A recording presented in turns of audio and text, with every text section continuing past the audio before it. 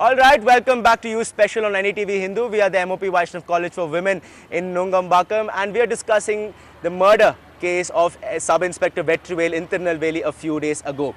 Okay, we started out with a few opinions, and all of us told, how disturbing those visuals were and what it talks about our Indian society in fundamentally, and there's something perhaps fundamentally wrong with the way we function. But moving on, there was also a lot of hoopla in the media about the way the politicians, someone whom we elect, as you rightly put, behaved then and there.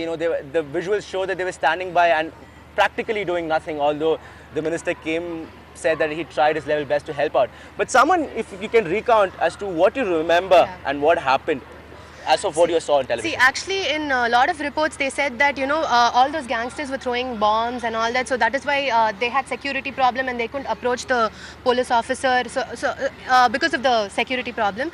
So what I'm saying is, when all of us saw the video, in the video all we could see was the police officer was moaning for help and he was like shouting and he was actually bleeding there, okay? And none of the police officials nor the health minister or the other minister who was standing there, they never just came to help. They never even came next to him.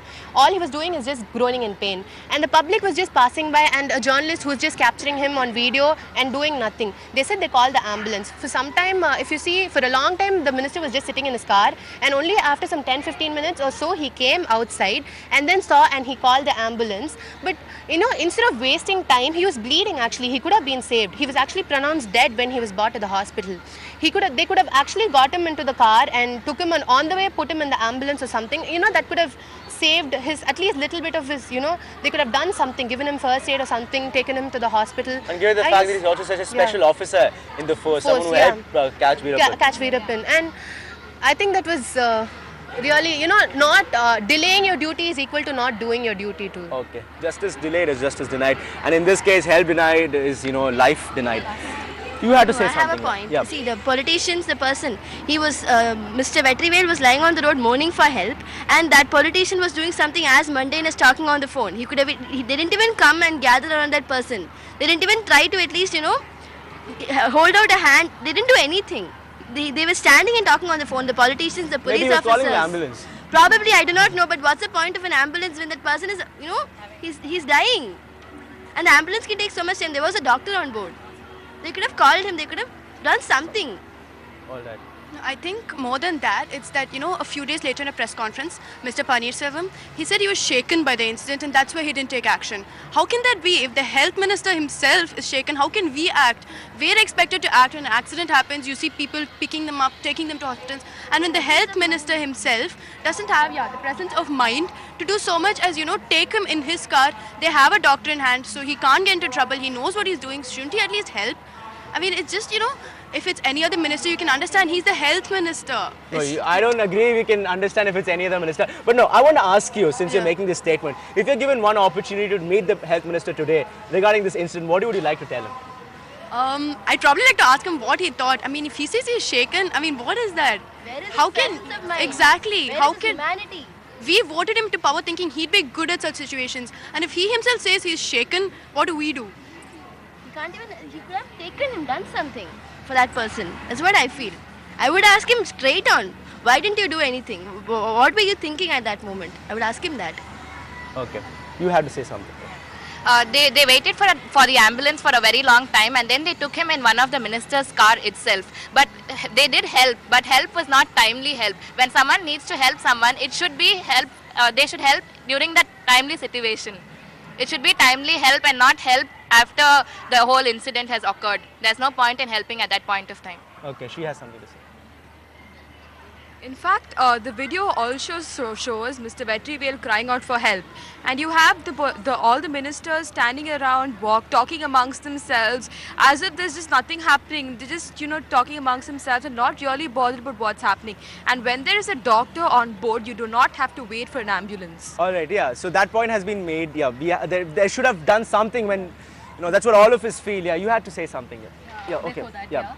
See, the video that we saw is so evident, you know, what after the incident happened, when the ministers, they were talking to the press people, you know, giving interviews, saying what happened and why didn't they react.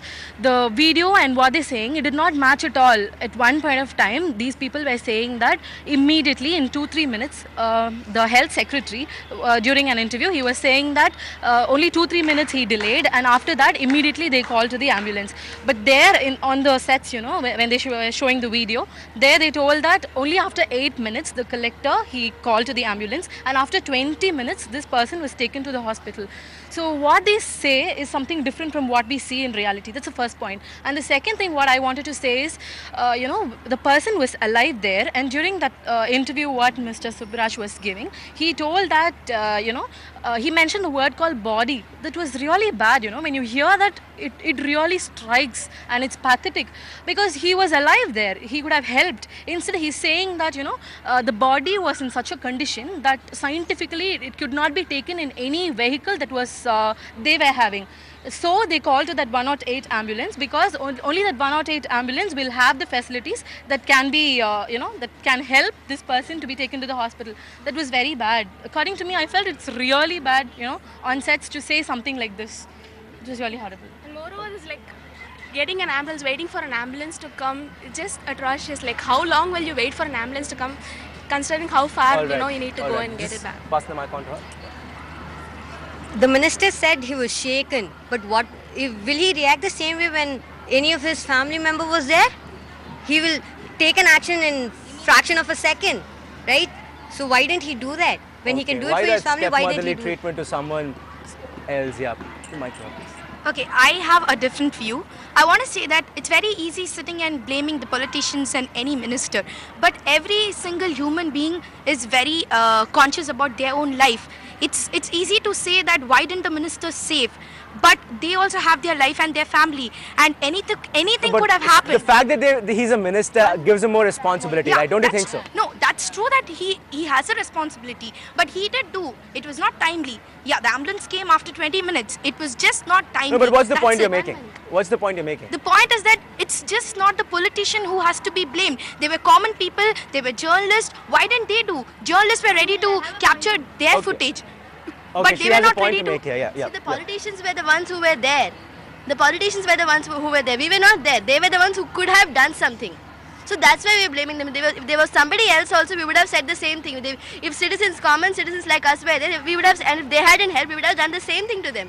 Okay. No, but then what, like she said, the minister has a responsibility. Like even the minister himself is not doing anything. What would we accomplish? The minister, we've elected him to power. He has a responsibility to do something. Exactly. See, that's the point. Give the mic back to her. The point is that we're not just blaming the politicians. We'll get to the point where the video journalist should also perhaps be blamed. But what we're saying is he's a politician. He's the Minister of Health. We've voted him to power. We pay tax. We are citizens. We expect something back from him.